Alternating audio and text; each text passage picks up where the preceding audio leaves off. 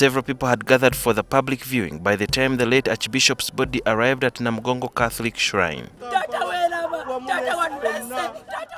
Emotions ran high as mourners here looked for the last time at the man who served as Archbishop for Kampala for 15 years.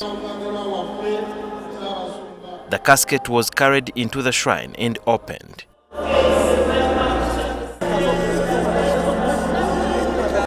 No photographs were allowed.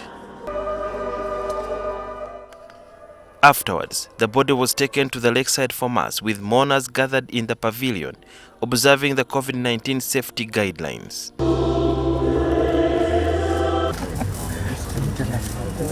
Dr. Baryomunsi, who represented government, reaffirmed that Lwanga succumbed to a heart complication. Post-mortem report, as those who were in Lwanga Cathedral heard from the doctors, indicated that he had what we call ischemic heart disease and also had a thrombus.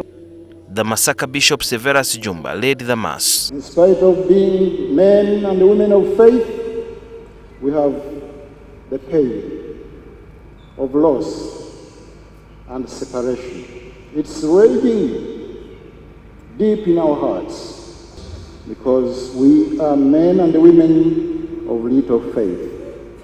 Many church leaders paid tribute to Lwanga, who played a huge role in renovating Namugongo Shrine before Pope Francis visited Uganda in 2015. The famous one being Requiem the Circle, a great advocate for humanism, dialogue, and commitment to peace.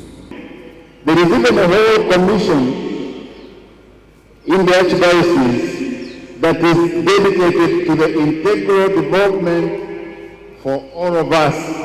I feel bitterness within me, and I'm even trembling, because he was a parent to me. Let us continue to pray that the good Lord, God our Father in heaven, may receive him into his kingdom. The late was very instrumental and vocal in terms of condemning what happens, especially in the regime in power. What lessons did you learn from his messages? When you're in a position like the Archbishop, who is ambassador between man and God, a kind of mediator, he's a mentor, you really have to be a courageous man, a very brave man, who speak without fear or favor. The preacher said that people should mourn in faith for the separation and loss of Dr. Cyprian Kizito Lwanga, the Archbishop of the Kampala Archdiocese. But he said that there are so many questions that continue to linger in the minds of many, that why did God have to do this and the way he did it? And that is the sound of darkness that continues to fill the hearts of many.